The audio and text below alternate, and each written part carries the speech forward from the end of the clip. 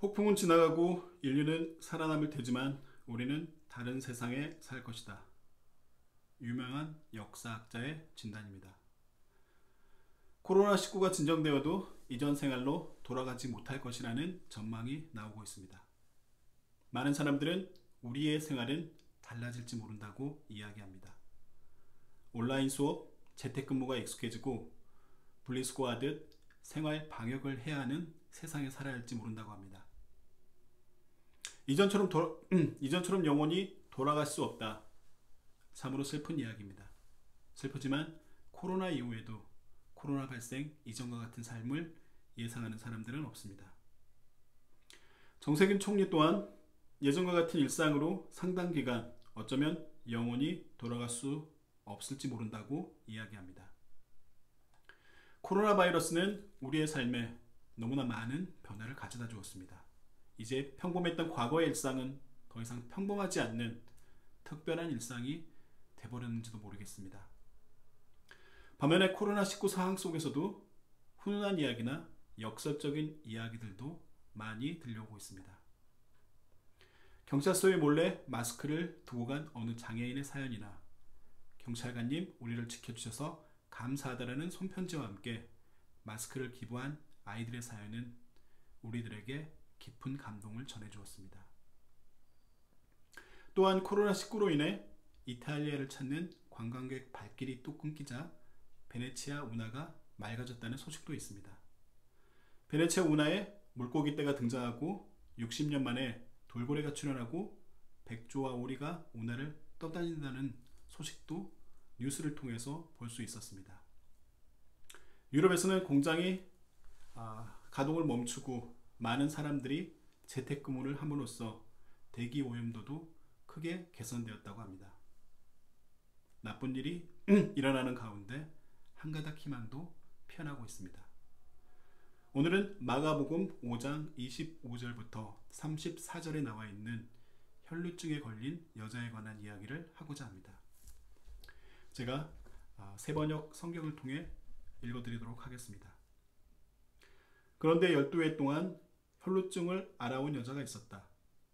여러 의사에게 보이면서 고생도 많이 하고 재산도 다 없앴으나 아무 효력이 없었고 상태는 더 악화되었다. 이 여자가 예수의 소문을 듣고서 뒤에서 무리 가운데로 끼어 들어와서는 예수의 옷에 손을 대었다. 그 여자는 내가 그의 옷에 손을 대기만 하여도 나을 텐데 하고 생각하고 있었던 것이다. 그래서 곧 출혈의 근원이 마르니 그 여자는 몸이 나은 것을 느꼈다. 예수께서는 곧 자기에게서 능력이 나간 것을 몸으로 느끼시고 무리 가운데 돌아서서 누가 내 옷에 손을 대었느냐고 물으셨다. 제자들이 예수께 우리가 선생님을 에워싸고 떠밀고 있는데 누가 손을 대었느냐고 물으십니까? 하고 반문하였다. 그러나 예수께서는 그렇게 한 여자를 보려고 둘러보셨다. 그 여자는 자기에게 일어난 일을 알므로 두려워하며 떨면서 예수께 나와 엎드려서 사실대로 다 말하였다.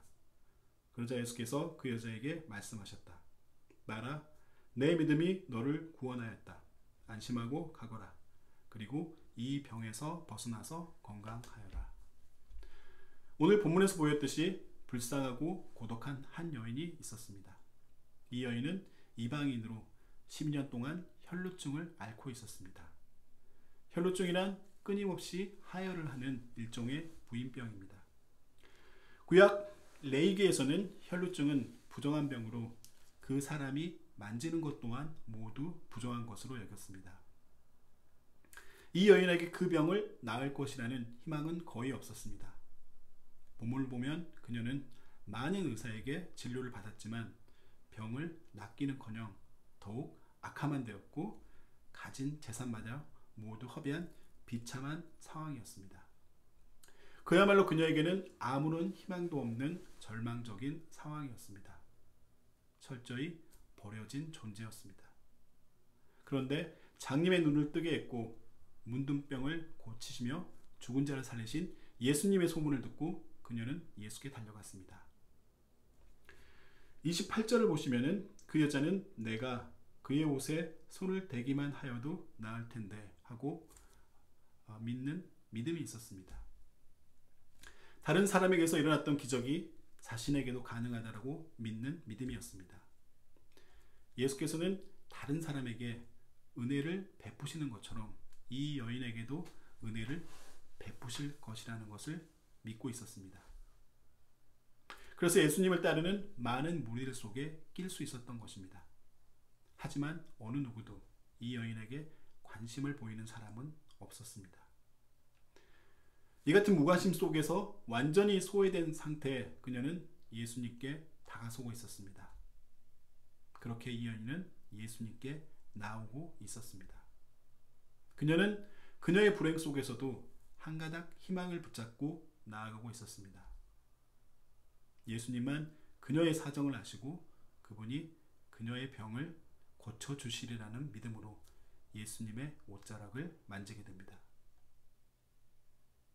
자신의 부족함을 느끼지만 그래도 주님을 만지기만 하면 낫는다는 확고한 믿음이 있었습니다. 34절을 보시면은 그러자 예수께서 그 여자에게 말씀하셨다. 나라 내 믿음이 너를 구원하였다. 안심하고 가거라. 그리고 이 병에서 벗어나서 건강하여라. 34절 예수님께서는 그녀의 믿음으로 구원을 받았고 병에서 나았다고 말합니다. 주님의 능력은 언제나 이 같은 믿음이 있는 사람들에게 열려있고 이런 믿음 있는 사람에게서 비로소 주님의 능력이 임하게 됩니다. 오늘의 말씀은 치유와 회복의 능력을 나타내기 위해 우리의 믿음이 얼마나 중요한지 말하고 있습니다. 치유의 기적을 원하신다면 예수님을 통해 일어난 치유의 사건을 먼저 믿어야 합니다. 성경에 기록된 치유의 약속을 믿고 내 것으로 받아들여야 합니다. 우리에게 필요한 것은 순종의 행동을 위한 믿음입니다.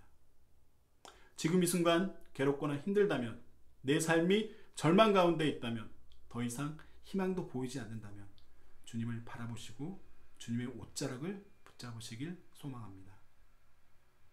주님은 여러분을 치유해 주시고 회복시켜 주시고 지켜주십니다. 지금 우리의 상황을 바라보는 것이 아니라 오직 주님만 바라보시기 소망합니다. 여러분의 믿음만이 절망의 늪에서 한 가닥 희망의 꽃을 피우게 합니다. 아무것도 두려워하지 마시고 오직 주님께 손을 내미시길 소망합니다.